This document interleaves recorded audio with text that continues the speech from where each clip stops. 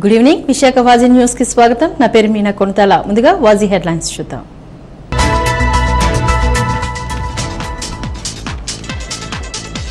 రాజధాని కోసం వేల ఎకరాలు ఇచ్చిన రైతుల్ని అరెస్ట్ చేయడం దుర్మార్గం. జీవీఎంసీ గాంధీ విగ్రహం ఎదుట ప్రభుత్వానికి వ్యతిరేకంగా ధర్నా చేపట్టిన టీడీపీ నాయకులు.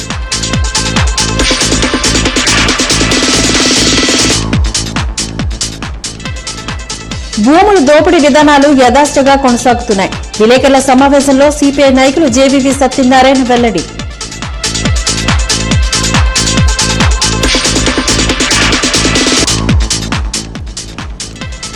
చంద్రబాబు హయాంలో నిరుపేదలకు ఎన్ని ఇళ్లు ఇచ్చారు? విలేకరుల సమావేశంలో మంత్రి బొత్స సత్యనారాయణ వెల్లడి.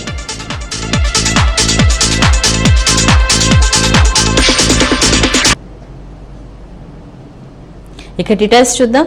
రాజధాని నిర్మాణం కోసం 30,000 ఎకరాల భూములను రాష్ట్ర రాజధాని కోసం భూములిచ్చిన అమరావతి రైతులను ప్రభుత్వం నిరంకుశత్వంగా అరెస్ట్ చేసి కాళ్లకు చేతులకు బేడీలు వేసి అరెస్ట్ చేయడం దుర్మార్గమంటూ విశాఖపట్నం టీడీపీ పార్లమెంట్ అధ్యక్షుడు పల్లా శ్రీనివాసరావు ఆందోళన వ్యక్తం చేశారు.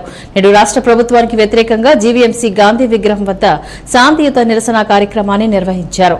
ఈ సందర్భంగా ఆయన మాట్లాడుతూ రాష్ట్ర విభజన సమయంలో కట్టుబట్టలతో మన రాష్ట్రానికి ప్రజలు తరలివస్తే అమరావతి రాజధానిగా 5 కోట్ల ప్రజల అభిప్రాయం ప్రకారం గుంటూరు విజయవాడ మధ్య నూతన రాజధాని నిర్మాణానికై యావత్ దేశంలో ఉన్న ప్రముఖులు వచ్చి నిర్మాణానికి ఎంత కృషి చేస్తుంటే వాటిని అభినందించాల్సింది పోయి ఇలా 3 రాజధానులు అని విడదీసి రైతులు ఎంతో సౌమ్యంగా ధర్నాలు చేస్తుంటే వారిపై పోలీసులతో కొట్టించి వారిని అరెస్ట్ చేసి వారి పట్ల ప్రజల్లో ఆందోళన కలిగించిన దుర్మార్గమంటూ ఆవేదన వ్యక్తం చేశారు. ఇప్పటికైనా రాష్ట్ర ముఖ్యమంత్రి జగన్మోహన్ రెడ్డి అమరావతి రాజధాని నిర్మాణం కోసం ఎంతగానో కృషి చేస్తున్న రైతుల సమస్యలు పరిష్కారానికి కృషి చేయాలంటూ విజ్ఞప్తి చేశారు.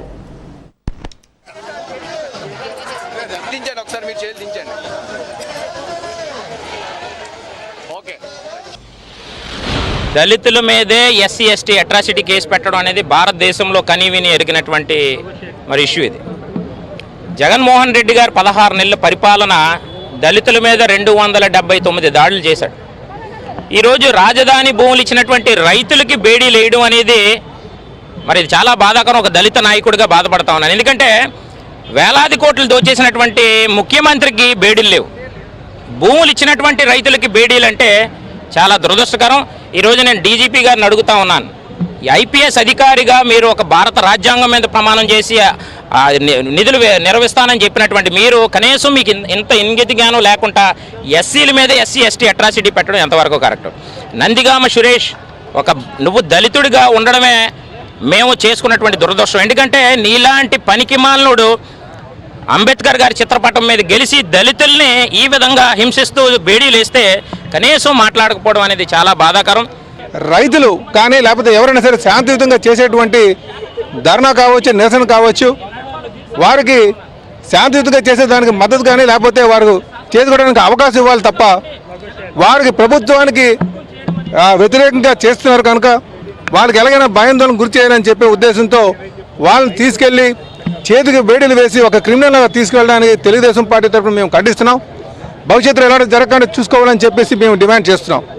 తెలుగుదేశం పార్టీ తరఫున ఎక్కడ అన్యాయం జరిగినా రైతుల పక్షాన, న్యాయం పక్షాన, దళితుల పక్షాన నించొని పోరాటం చేయడానికి తెలుగుదేశం పార్టీ ఎప్పుడు ముందు ఉంటుందని చెప్పేసి కూడా ఈ సందర్భంగా తెలియజేస్తున్నాం.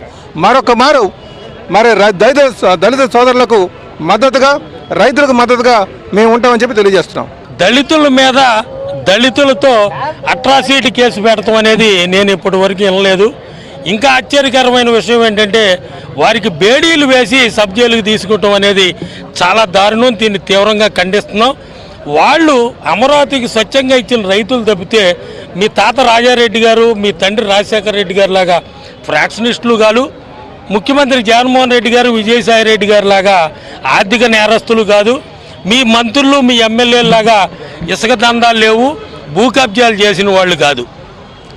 అటు 16 నెలలు వీళ్ళు జైల్లో ఉండి వచ్చిన వాళ్ళు కాదు. వీళ్ళు కేవలం అమరావతి రాజధాని కావాలని ఆ రోజు చంద్రబాబు నాయుడు గారి పిలుపు మేరకు ప్రభుత్వానికి 33,000 ఎకరాలు ఇచ్చారు.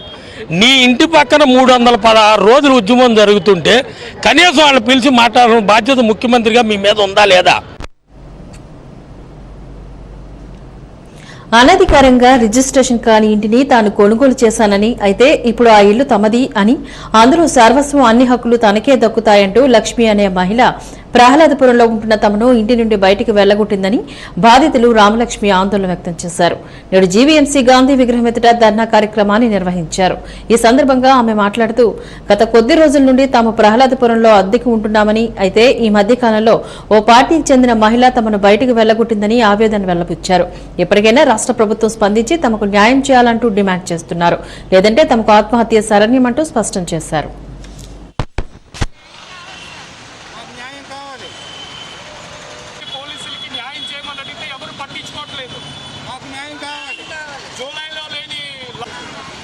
అప్పుడు లేని రూల్ ఇప్పుడు ఎక్కడికి వచ్చే అర్థం కావట్లేదు. కూలీ దాదా చేసి బతుకున్న వాళ్ళని రోడ్ల మీద లాగేసి ఇలాగ ఇబ్బంది పెట్టడం ఎంతవరకు న్యాయం? అథారిటీసే అన్యాయం చేస్తే ఎవరి దగ్గరికి వెళ్ళాలి? రోడ్లు ఇట్టి అడగండమ్మా. నల్ల పావని అని ఆవిడ వచ్చింది. ఆవిడెవరో మాకు తెలియదు. మేము గిరీష్ బాబు గారి ఇంట్లో అద్దెకుంటున్నాము.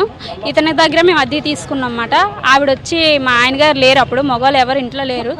ఆవిడ వచ్చి పోలీసుల ద్వారా ముగ్గురు వచ్చారు. ముగ్గురు వచ్చి నన్ను బయట లాగేసి గెంటేసి ఇంటి తాళాలు వేశారు. సీసీ కెమెరాలు పగలగొట్టేశారు. వచ్చి బయటికి గెంటేశాక నేను వెళ్ళి ఫోన్ చేసి మా ఓనర్ గారికి అందరికీ పిలిచాను. వాళ్ళేనా అన్నారు, పోలీసు వాళ్ళ ద్వారా వచ్చారు అన్నమాట. ముగ్గురు కానిస్టేబుల్, ఒక సిఏ వచ్చి మమ్మల్ని బయట లాగేసి తాళాలు వేసి ప్రాపర్టీ వాళ్ళకి అప్పచెప్పేశారు. వాళ్ళకి అప్పచెప్పేసి మేము మామూలుగా తీసుకెళ్ళి కేసు పెట్టేశారు. అనవసరం అందరికీ కేసు పెట్టారు. 2016లోని ప్రహ్లాదపురం రాములవారి వీధిలో ఒక ఇల్లు కొనుక్కున్నాం సార్, నల్లా కిరణ్ కుమార్, నల్లా సునీత దగ్గర. ఆ తర్వాత ఏమో నల్లా పావని గారు వాళ్ళ ఆవిడ అనమాట, నల్లా కిరణ్ కుమార్. వాళ్ళకి ఫ్యామిలీ గొడవల్లోనే నా ప్రాపర్టీ లాగిందనమాట. ఎందుకంటే ఆ దేవస్థానం భూములు కాబట్టి రిజిస్ట్రేషన్ అవ్వవు. సో దీనివల్ల ఏంటంటే కోర్టులో నలుగుతుంది కేసులు. 2020 జూలై 18వ తారీఖున ఆవిడ పోలీసులతో వచ్చి మధ్యాహ్నం పూట మా ఇంట్లో అద్దెకున్నారు. 3 పోర్షన్లు అండి, ఒకటి నేను ఉంటున్నాను, మిగతా 2 పోర్షన్లోని మేము లేని సందర్భంలోనే వచ్చి మా టెండెంట్స్ని బయటికి లాగేసి పోలీసులు తాళాలు బద్దలు కొట్టి వాళ్ళ తాళాలు వేసుకొని వీళ్ళని రోడ్డు మీద లాగేసి తాళాలు వేసారండి. అది అన్యాయం జరిగిందని చెప్పుకుని పట్టించుకోవట్లేదు సీఐ గారు. అతను ఏంటంటున్నారంటే మాకు ఏంటి ఒత్తిడులు ఉన్నాయట. ఏ ఒత్తిడిలో తెలియదు, అది అధికార ఒత్తిడిలో లేకపోతే రాజకీయ ఒత్తిడిలో తెలియదు. ఆ తర్వాత మేమేం చేసామంటే హైకోర్టుని ఆశ్రమించామండి. ఎందుకంటే సీజ్ చేయకూడదు కదా. కోవిడ్ టైంలో వీళ్ళకి ఏంటంటే కట్టుబట్టలతో రోడ్డు మీద లాగేశారు. ఆ సామాన్లు ఇప్పించమని చెప్పేసి హైకోర్టుకి మేము రిట్ పిటిషన్ వేస్తే ఆగస్టులోనే రిజల్ట్ వచ్చింది, అదే ఆర్డర్స్ వచ్చాయండి. దాని ప్రకారంగా ఇంప్లిమెంట్ చేయమంటే చెయ్యట్లేదు. ఇప్పుడు ఆ సీఏ గారి వర్జన్ ఏంటంటే మేము అలా చేయలేదండి, ఆవిడ చేసింది, మేము దర్యాప్తు చేస్తున్నాము, ఆవిడ నీళ్ళు అడగండి సామాన్లు ఇస్తుంది అంటుంది. ఆవిడ అంటది లేదు, పోలీసులే దగ్గరుండి మిమ్మల్ని ఖాళీ చేయించారు, తాళాలు వేశారు కాబట్టి వాళ్ళు వస్తే కానీ మీకు సామాన్లు అన్న ఆవిడ. గత 3.5 నెలల నుంచి వీళ్ళు రోడ్ల మీద తిరుగుతున్నారు. వీళ్ళకి బట్టలు ఇవ్వట్లేదు, వంట సామాన్లు ఇవ్వట్లేదు. కోర్టు ఇచ్చిన ఉత్తర్వుల ప్రకారంగా పోలీసులు సహకరించమని చెప్పేసి మేము రిక్వెస్ట్ చేసుకుంటున్నాం. సిపి గారి దగ్గరికి కనీసం 4-5 సార్లు వెళ్ళామండి. ఆ మధ్యలోనే ఏంటంటే త్రూ ప్రాపర్ ఛానల్ అని చెప్పేసి డీసీపీ నుంచి ఏసీపీ నుంచి మళ్ళీ సిఐ దగ్గరికి, ఎస్హెచ్ఓ దగ్గరికి వెళ్తుంది. ఎక్కడ కూడా ఇంప్లిమెంటేషన్ లేదు. మా రిక్వెస్ట్ ఏంటంటే వాస్తవాన్ని గ్రహించి మా టెండెంట్స్కి న్యాయం జరిపించండి. ప్రాపర్టీ గురించి సివిల్ కేసు ఆల్రెడీ వేసాం, నేను ప్రాపర్టీ కోర్టులో తేల్చుకుంటాను. అది చెప్పినా సరే ఎస్హెచ్ఓ గారు పట్టించుకోవట్లేదు సార్. అందుకని మీ అందరి దగ్గరికి రావడం జరిగింది సార్. రాష్ట్రంలో సంపూర్ణ మద్యపానాన్ని అమలు చేస్తామని చెప్పి అధికారంలోకి వచ్చిన రాష్ట్ర ముఖ్యమంత్రి జగన్మోహన్ రెడ్డి తాను అధికారంలోకి వచ్చిన తర్వాత వీధికొక మద్యం షాపులను ఏర్పాటు చేసి ప్రజల ప్రాణాలతో చెలగాటమాడుతున్నారంటూ ప్రజా సంఘాల నాయకురాలు బి విజయలక్ష్మి ఆందోళన వ్యక్తం చేస్తున్నారు. నేడు పెదవాల్తేరుదరి ప్రభుత్వ మద్యం షాపు ఎదుట ప్రభుత్వానికి వ్యతిరేకంగా ధర్నా కార్యక్రమాన్ని నిర్వహించారు. ఈ సందర్భంగా ఆమె మాట్లాడుతూ అధికారంలోకి రావడం కోసం కల్లబొల్లి మాటలతో రాష్ట్ర ప్రజలను మోసం చేసి గద్దెనెక్కిన రాష్ట్ర ముఖ్యమంత్రి జగన్మోహన్ రెడ్డి నేడు అధిక ధరలకు మద్యాన్ని ప్రజలకు అందుబాటులో తెచ్చి దాచుకున్న సొమ్మును కాస్త దోచుకుపోతున్నారంటూ మండిపడ్డారు. ఎప్పటికైనా రాష్ట్ర ప్రభుత్వం స్పందించి జనవాసాల మధ్య మద్యం షాపును తెరవకుండా చూడాలంటూ విజ్ఞప్తి చేశారు. లేదంటే మహిళల ఆధ్వర్యంలో కలెక్టర్ కార్యాలయం ఎదుట పెద్ద ఎత్తున ధర్నాలు, ఆందోళనలు చేపడతామంటూ హెచ్చరించారు.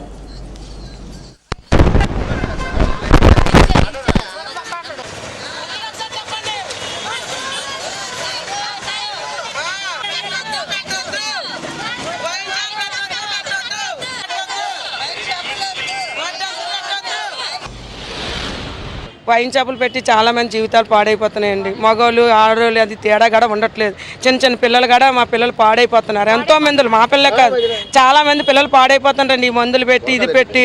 దేనికైనా సరే వద్దనేసి మేము ఆపుతున్నాం. ఎక్కడ పెట్టినా ఏం చేసినా వద్దని ఆపుతున్నామండి. ఈ లాక్డౌన్ నుంచి ఇప్పుడు మరీ చాలామంది పాడైపోయారు, చాలామంది చనిపోతున్నారు కదా. ఇది ఆపితే చాలామంది బతుకుతారు కదా ముందుకు.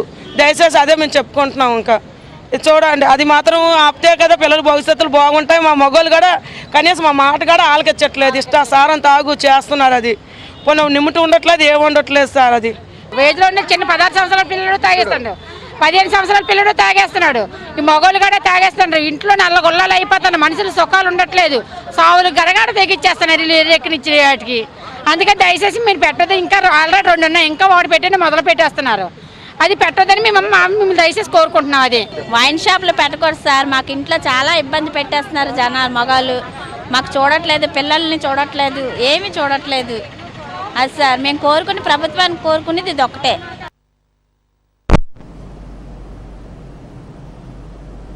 కేంద్రంలోని ఉత్తరప్రదేశ్లోని అధికారంలో ఉన్న బీజేపీ ప్రభుత్వం దళిత మహిళా అత్యాచార నిందితులకు అండగా ఉంటూ సహజంగా జరగాల్సిందే జరుగుతుందన్నట్లు దళితుల పట్ల మహిళల పట్ల తమకున్న అగ్రకుల పితృస్వామిక దురహంకారాన్ని చాటుకుంటున్నారని పీఓడబ్ల్యూ మహిళా సంఘాల నాయకురాలు లక్ష్మి ఆందోళన వ్యక్తం చేస్తున్నారు.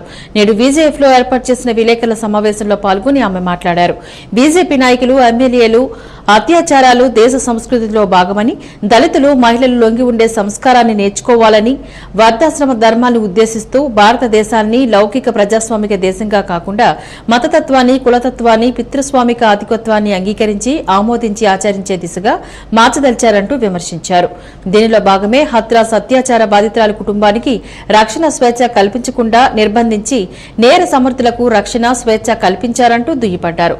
బాధితురాలకు మద్దతుగా ప్రతిపక్ష పార్టీల నాయకులు, ప్రజా సంఘాల వారు బాధిత కుటుంబాన్ని పరామర్శించడానికి గాని, సమావేశాలకు గాని, ఊరేగింపులకు గాని అనుమతి లేకుండా చేసి నిర్బంధం కొనసాగిస్తూ నిందితులకు మద్దతుగా సమావేశాలకు, ప్రదర్శనలకు అనుమతి కల్పించాల్సిన యోగి ప్రభుత్వ వైఖరిని ఖండించారు. కాబట్టి అగ్రకుల వర్ణాలకు చెందినటువంటి వాళ్ళు రక్షించడం, అక్కడ ఉన్నటువంటి పోలీస్ వ్యవస్థ కానివ్వండి, ప్రభుత్వం కానివ్వండి, ఇప్పటి వరకు మనం చూస్తున్నటువంటి నేపథ్యంలో వాళ్ళనే కొమ్ము కాస్తుంది. కాబట్టి ఈరోజు చేసినటువంటి చట్టాలన్నీ కూడా ఏ ప్రజల పక్షాన ఉన్నాయి, డబ్బున్న వారి చేతుల్లో చుట్టాలుగా మారిపోతున్నటువంటి ఒక ఉదాహరణ మనకు చాలా తేటతెల్లంగా కనిపిస్తుంది.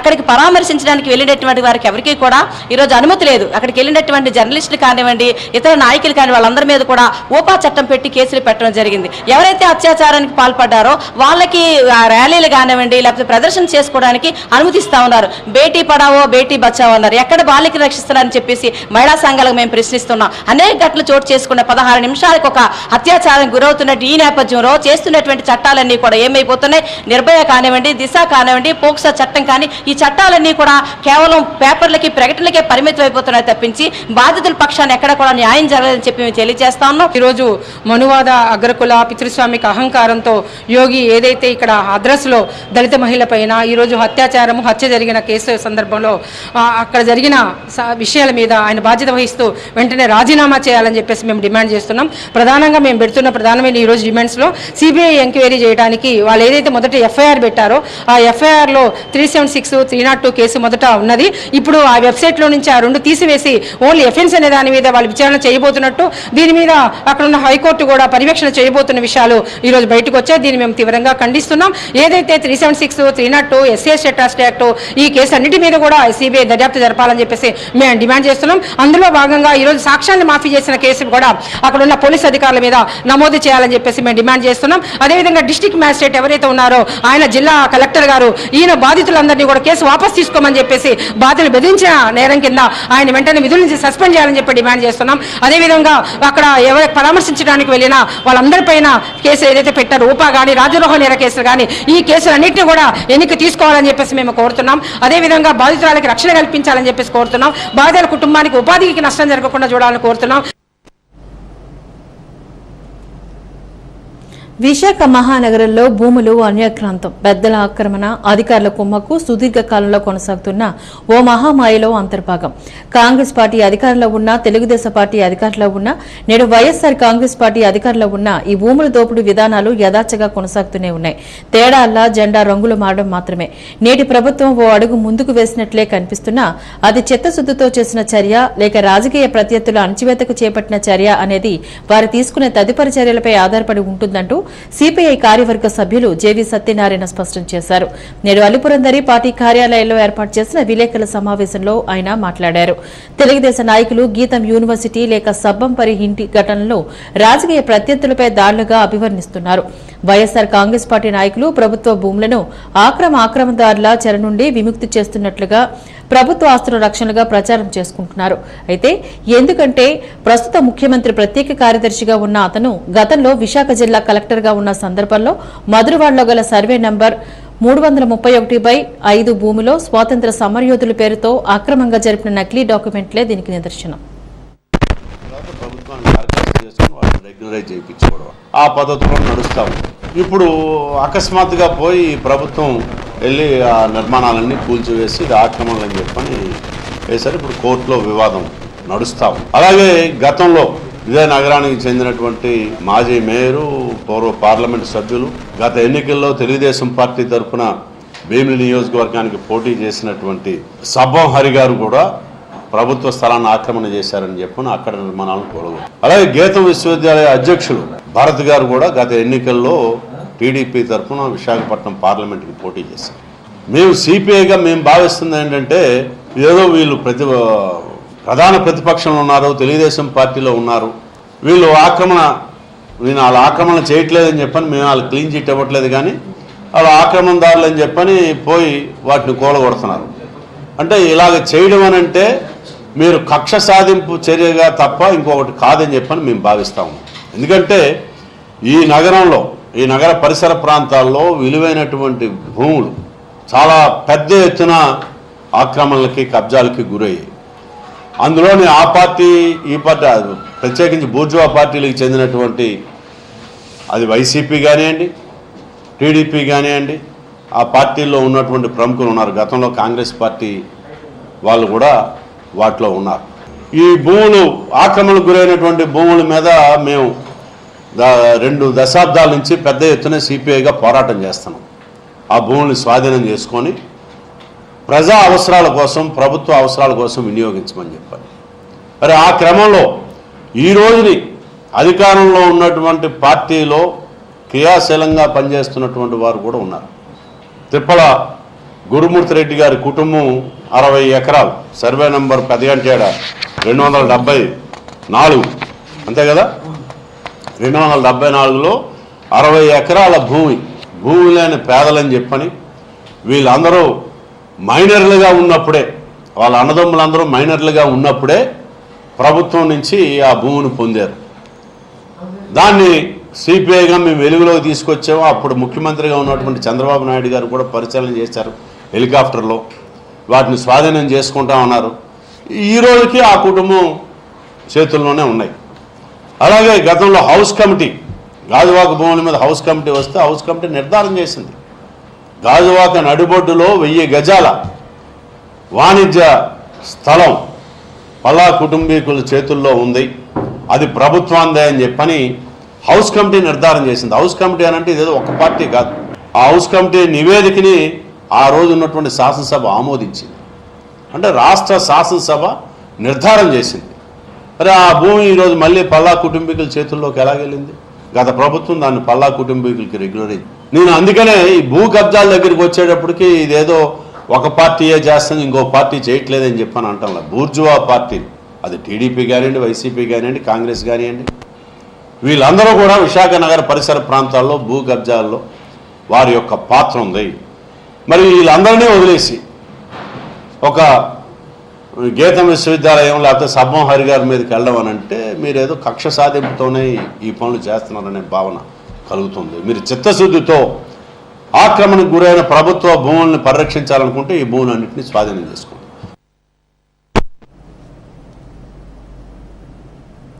వీఓఏలను ముప్పు తెచ్చే సర్క్యులర్లను అంశాలను ఉపసంహరించుకోవాలంటూ సిపిఎం రాష్ట్ర కార్యవర్గ సభ్యుడు సిహెచ్ నరసింగారావు డిమాండ్ చేస్తున్నారు. జీవీఎంసీ గాంధీ విగ్రహం వద్ద గురువారం ఏపీ వెలుగు వీఓఏ యానిమేటర్స్ ఉద్యోగుల సంఘం సిఐటియు ఆధ్వర్యంలో వీఓఏల నిరసన కార్యక్రమాన్ని చేపట్టారు. ఈ నిరసనకు మద్దతు తెలుపుతూ పాల్గొన్న నరసింగారావు మాట్లాడారు. వీఓఏలకు ఉద్యోగ భద్రత కల్పించాల్సిన ప్రభుత్వం నిర్వీర్యం చేయడం సరికాదంటూ ఆరోపించారు. రాష్ట్రంలో వేలాది మందికి ముప్పు ఏర్పడే విధంగా సర్క్యులర్ విడుదల చేయడం దుర్మార్గమని అన్నారు. అధికార పార్టీ నేతల వీఓఏలపై రాజకీయ వేధింపులు ఆపాలని చెప్పారు. ఈ సర్క్యులర్ వలన వేలాది కుటుంబాలు రోడ్డున పడుతున్నాయని, తక్షణమే ప్రభుత్వం ఈ సర్క్యులర్ను వెనక్కి తీసుకోవాలని, వీఓఏలకు ఉద్యోగ భద్రత కల్పించాలంటూ డిమాండ్ చేస్తున్నారు. ఈ కార్యక్రమంలో జిల్లా ప్రధాన కార్యదర్శి కె లక్ష్మీ ప్రసన్న, జిల్లా అధ్యక్షులు సిహెచ్ రూపాదేవి, గౌరవ అధ్యక్షుడు వివి శ్రీనివాసరావు, జిల్లాలో వివిధ ప్రాంతాల నుండి అధిక సంఖ్యలో వీఓఏలు పాల్గొన్నారు.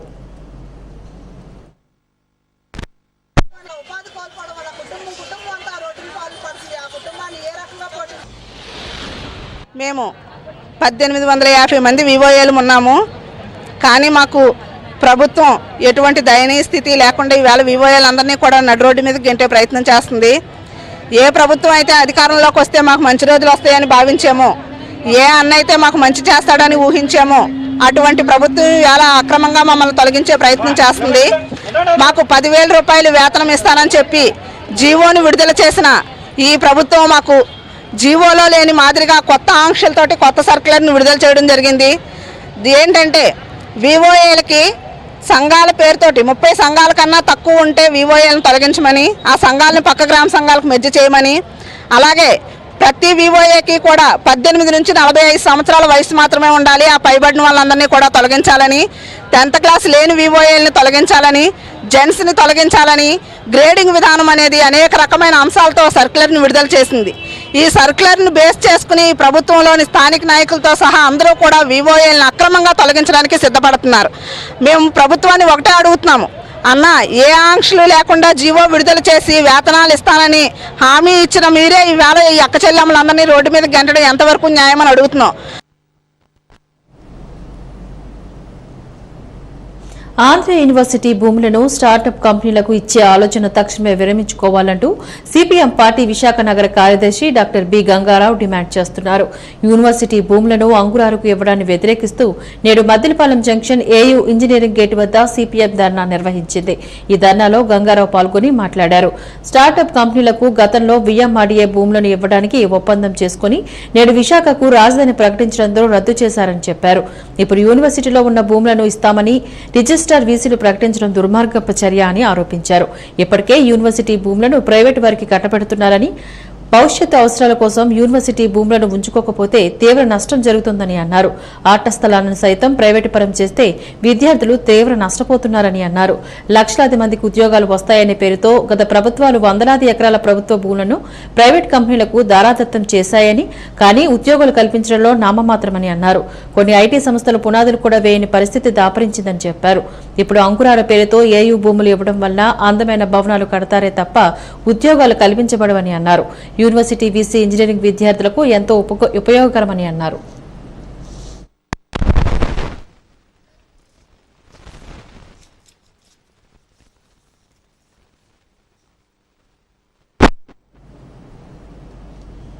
పెందుర్తి నియోజకవర్గంలో అభివృద్ది పనులు పడకేశాయంటూ పెందుర్తి టీడీపీ ఇన్ఛార్జ్ బండారు అప్పలనాయుడు ఆరోపించారు.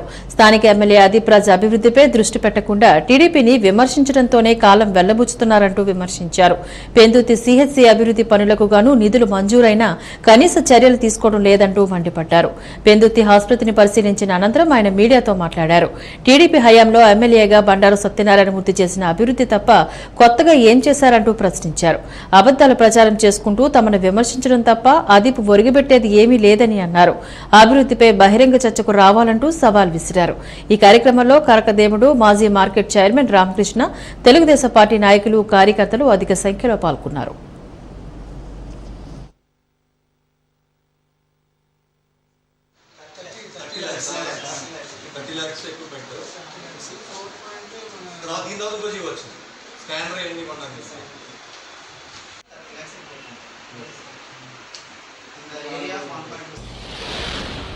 ఆవేళ బండా సత్యనారాయణమూర్తి గారు ఏదైతే పెందుర్తిలో ఓ విత్తనం సిహెచ్సిని అప్పుడున్న పిహెచ్సిని అప్గ్రేడ్ చేస్తూ సిహెచ్సి శాంక్షన్ చేయించి ఆవేళ 6 బెడ్లు ఉన్న దాన్ని 30 బెడ్లు వేసిన హాస్పిటల్ ఈవేళకి అది మహావృక్షమై ఈవేళ పెందుతు ప్రజలకి ఫలాలను ఇస్తుంది.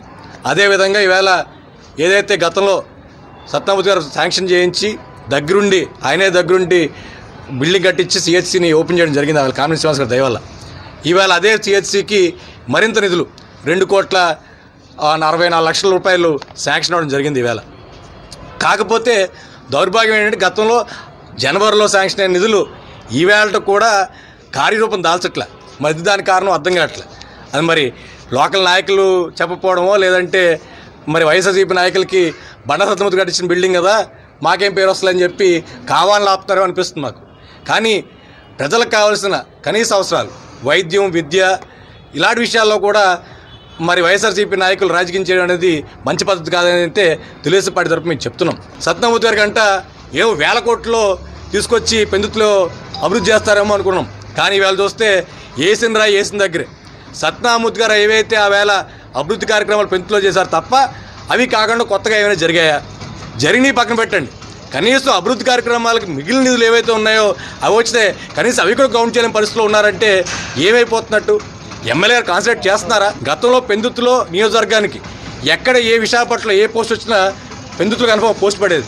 అలాంటిది మొన్న 56 ప్రెసిడెంట్లు చైర్మన్లు ఇచ్చారు. బీసీ చైర్మన్లు 56 చైర్మన్లకి దగ్గర 12 మంది డైరెక్టర్లు అంటే 730 మంది పోస్టులు పడితే ఆంధ్ర రాష్ట్రంలో పెందుతు నియోజకవర్గం ఒక పోస్టు పడలేదంటే ఎమ్మెల్యే గారు ఉన్నారా?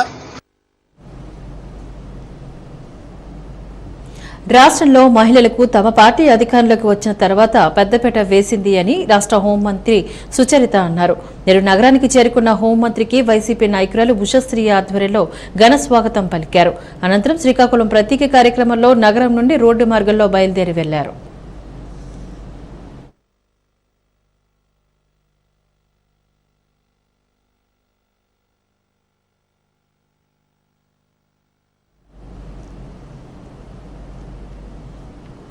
టీడీపీ అధినేత చంద్రబాబుని మంత్రి బొత్స సత్యనారాయణ ప్రశ్నించారు. హయాంలో పేదలకు ఎన్ని ఇళ్లు ఇచ్చారంటూ నిలదీశారు. 30 లక్షల మందికి ఇళ్ల పట్టాలు ఇవ్వాలని ప్రభుత్వం నిర్ణయం తీసుకుందని, టీడీపీ నేతలు కోర్టులకు వెళ్లి పట్టాల పంపిణీని అడ్డుకున్నారంటూ తప్పుపట్టారు. ఆగస్టులో జరగాల్సిన పట్టాల పంపిణీని టీడీపీ నేతలు అడ్డుకున్నారని, గతంలో పేదలకు ఇళ్ల పేరుతో టీడీపీ నేతలు దోచుకుతిన్నారంటూ మండిపడ్డారు. పట్టాలు అందని పేదలు ఎవరి ఇళ్ల ముందు ధర్నాలు చేయాలి అని ప్రశ్నించారు. చంద్రబాబు హయాంలో ఒక ఇల్లు కూడా పూర్తి చేయలేదంటూ బొత్స సత్యనారాయణ మండిపడ్డారు.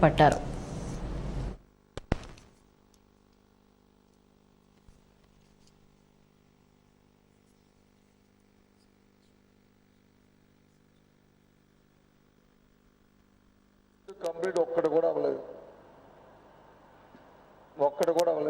ఒక్కడైతే ఇస్తాం. అర్హులైతే ఎలిజిబిలిటీ ఉంటే డెఫినెట్గా చెప్పండి, మేము మా ప్రాజెక్ట్ మేము కట్టుకుంటాము అని. లేకపోతే ఇబ్బంది ఏముంది ఎత్తాలు చెప్పండి.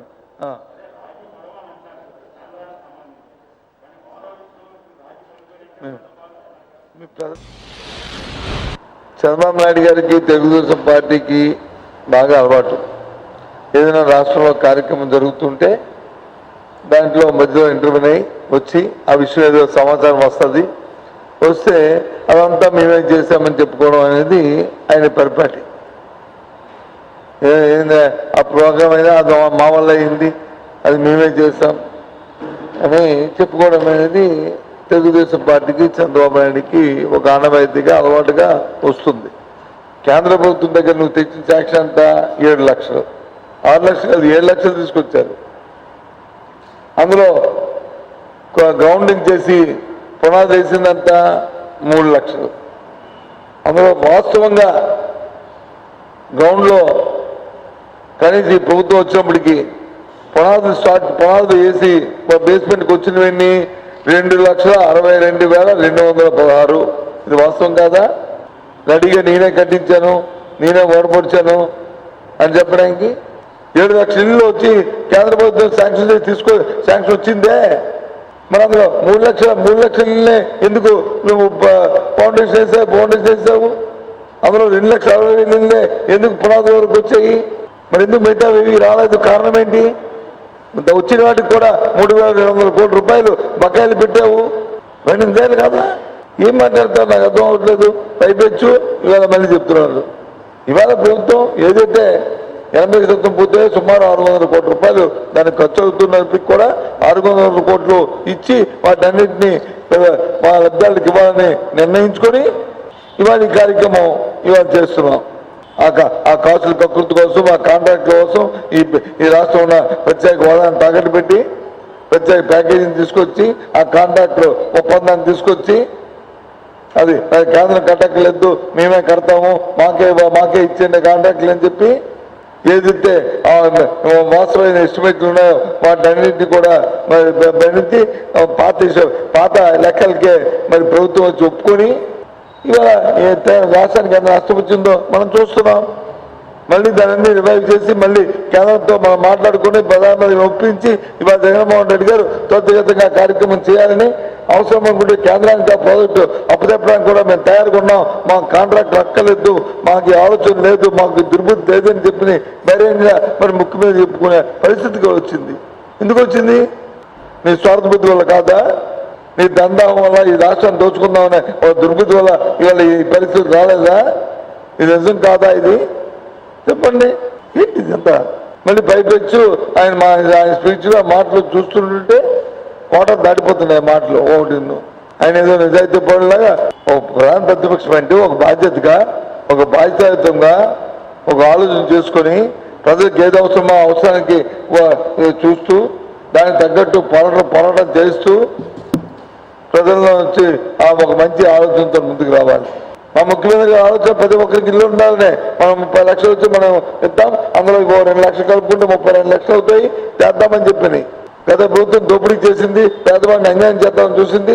అయినప్పటికీ మనం వచ్చి 300 ఎస్ఎఫ్టీ ఇల్లు ఏది ఉందో అది ఉచితంగా ఇద్దాము, అర్హుడైన ప్రతి ఓడికి ఇద్దామని చెప్పని అని నిర్ణయం తీసుకుని అర్హత కూడా నిర్ణయించాం. వాజి న్యూస్ ముగించే ముందు ముఖ్యాంశాలు మరొకసారి చూద్దాం.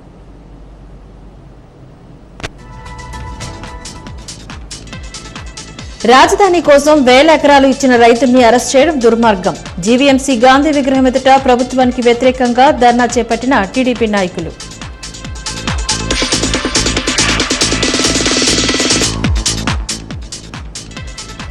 భూముల దోపిడీ విధానాలు యథార్థంగా కొనసాగుతున్నాయి. విలేకరుల సమావేశంలో సిపిఐ నాయకులు జేవీవి సత్యనారాయణ స్పష్టం.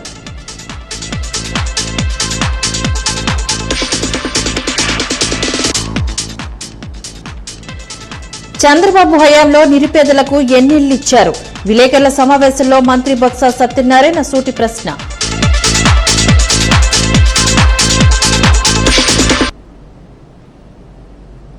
వాజి న్యూస్ ఇంతటితో సమాప్తం. నమస్కారం.